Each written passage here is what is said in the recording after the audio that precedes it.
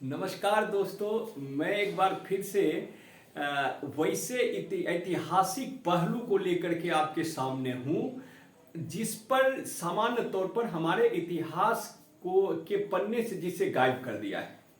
तो मतलब यह है कि जो इतिहास की प्रेरणा होनी चाहिए, यानी भारत के लोग अगर इतिहास पढ़ें तो वो अपने इतिहास से प्रेरित हों, तो वैसे चीजों को ही गायब कर दिया गया है। और उन्हीं में से एक भूले भटके जो है एक तथ्य जिसके बारे में जो है संभवतः आपको भी नहीं पता होगा, मैं उसके बारे में बताना चाहता हूं। और वह है मेवाड़ का दिवेर युद्ध। मेवाड़ के बारे में तो आप जानते ही होंगे, पिछले जो है एपिसोड में भी मैंने इसके बारे में जो है चर्चा किया था। और इस बार जो है मैं एक दिवेर युद्ध के विषय में चर्चा करने जा रहा हूं।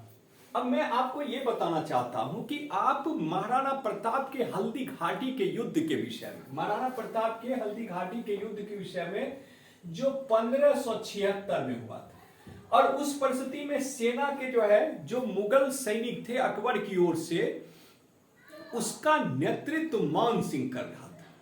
ठीक है दोस्तों, तो उस परिस्थिति में उस हल्दी घाटी के युद्ध में महाराणा प्रताप का इतना बड़ा प्रहार हुआ मान सिंह के ऊपर कि उसकी सेना भाग खड़ी हो गई थी, 5 कोस दूर तक भागते भागते चली गई। लेकिन 2 दिन के ठीक बाद जब यह खबर फैली कि अकबर आ रहा है, अकबर के आने की खबर के साथ ही फिर उसमें जोश आया और परिणाम यह हुआ कि मेवाड़ युद्ध जो मुगल लड़ रहे थे मेवाड़ के विरुद्ध, उसमें उसे कुछ सफलता मिली, जिसमें कुंभलगढ़ और उदयपुर के आसपास के कुछ जो थाने थे उस पर उसने कब्जा कर लिया।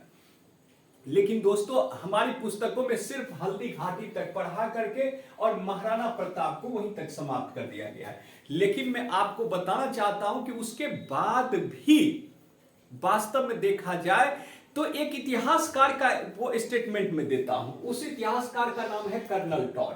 ठीक है, और इस कर्नल टॉड ने हल्दी घाटी के युद्ध को क्या माना था, एक मतलब ट्रेलर माना था। ट्रेलर मतलब एक छोटी सी झांकी माना था हल्दी घाटी के युद्ध। वास्तविक युद्ध तो दिवेर का युद्ध था। ठीक है, और इसे कहा था कि ये राजस्थान का मैराथन है। कहां का है?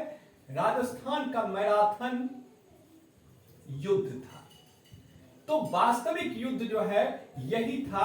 अब मैं आपको यह बताना चाहता हूं कि हल्दी घाटी युद्ध के पश्चात, यद्यपि जब दोबारा अकबर का आक्रमण होता है अकबर के नेतृत्व में, तो उस परिस्थिति में क्या होते हैं, महाराणा प्रताप के तरफ से सेनाओं की क्या होती है, मृत्यु होती है, इसमें कोई शक नहीं। और महाराणा प्रताप के मात्र 7000 सैनिक बच जाते हैं।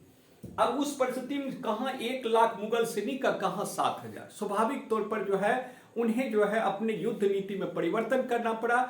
और उस युद्ध नीति में परिवर्तन करने के पश्चात उन्होंने गुरिल्ला युद्ध का क्या किया की शुरुआत कर दिया।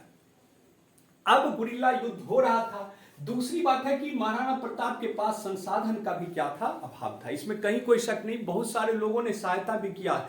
अब मामला कहां आता है इनके फेवर में, वो जरा ये जानिए कि भामाशाह और उनके भाई ताराचंद। भामाशाह क्या थे? महाराणा प्रताप के मेन खजांची थे। ये क्या थे? खजांची थे, मेन खजांची थे। ठीक है, और ताराचंद उनके भाई थे। अब इन्होंने क्या किया कि मालवा के यहां इनका जो बचा हुआ था टैक्स, उसमें इन्होंने 25 लाख और प्लस 2000 असरफियों का वसूली उन्होंने किया। और वसूली करने के साथ महाराणा प्रताप को सौंप दिया। और सौंपने के साथ ही महाराणा प्रताप के पास जो संसाधन का भाग था वो समाप्त हो गया। और उस परिस्थिति में महाराणा प्रताप ने क्या किया, लगभग ये कहा जाए कि 40,000 सेनाओं की एक फौज तैयार कर दिया। ठीक है, और ये फौज तैयार कर दिया गया और अच्छे से तैयारी करके, और फिर से मैं आपको बताऊं कि 1582 में, कब? 1582 ईस्वी में महाराणा प्रताप ने सीधे सीधे दिवेर पर आक्रमण कर दिया। किस पर आक्रमण कर दिया दोस्तों? दिवेर पर आक्रमण कर दिया। और यह युद्ध इतना भयंकर था कि एक तरफ मुगल सैनिक जो इनकी संख्या 1 लाख थी और साथ साथ दूसरे तरफ जो है आपका क्या है लगभग 40,000 की संख्या में क्या थे, महाराणा प्रताप के सैनिक थे। मुगल सैनिक पर भारी पड़ गए और मुगल सेना ने जो है क्या किया, लगभग जो है 36 जो उसके जो है क्या थे कब्जाए हुए क्षेत्र थे कुंभलगढ़ और उदयपुर के आसपास यानी मेवाड़ के, उन सबको छोड़ के भागना पड़ गया। वही अकबर जिसको आप महान जो है इतिहासों में महान पढ़ते हैं, वही अकबर के विषय में जो है आप क्या पढ़ते हैं कि हमेशा जीतते आए, उसे छोड़ करके भागना पड़ा। और परिणाम क्या हुआ, परिणाम जो है जरा मैं बताऊं आपको, उस युद्ध का जो है उस युद्ध के विषय में कर्नल टाड ने सीधे सीधे कहा कि ये दिवेर का जो युद्ध है वह युद्ध क्या था, राजस्थान का मैराथन युद्ध था। और उस युद्ध के बारे में जरा देखिए कि मुगल सेना का जो सेनापति था उसकी तरफ से बहलोल खान, उस समय का सबसे ज्यादा शक्तिशाली व्यक्ति, उस समय का सबसे ज्यादा शक्तिशाली व्यक्ति बहलोल खान। और पता है महाराणा प्रताप ने तलवार के एक ही बार से बहलोल खान और प्लस उसका जो घोड़ा था घोड़ा सहित काट दिया।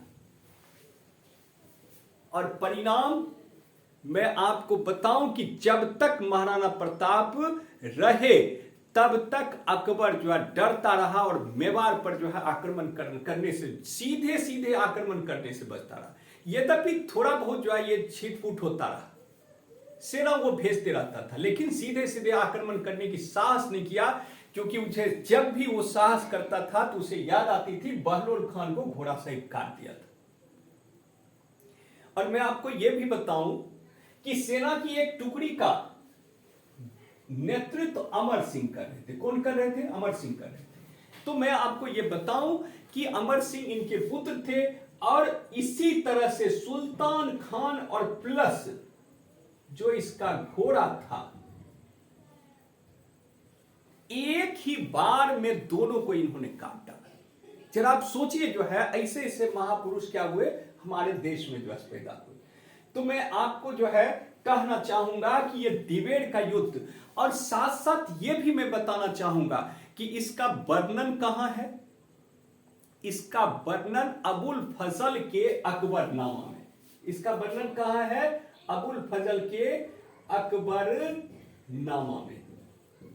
तो अब जरा सोचिए जो है इतिहास के ऐसे पहलू से दोस्तों हमें वंचित रखा गया, आपको वंचित रखा गया। मुझे उम्मीद है कि ये वीडियो पसंद आई होगी, और साथ साथ जो है मैं आपको ये बताना चाहूंगा कि इस तरह की और भी वीडियो आते रहेंगे, इसलिए हमारे चैनल को सब्सक्राइब अवश्य करें और इसे लाइक भी करें। साथ साथ मैं ये भी बता दूं कि आप एक इसका स्क्रीनशॉट जरूर ले लें। थैंक यू दोस्तों।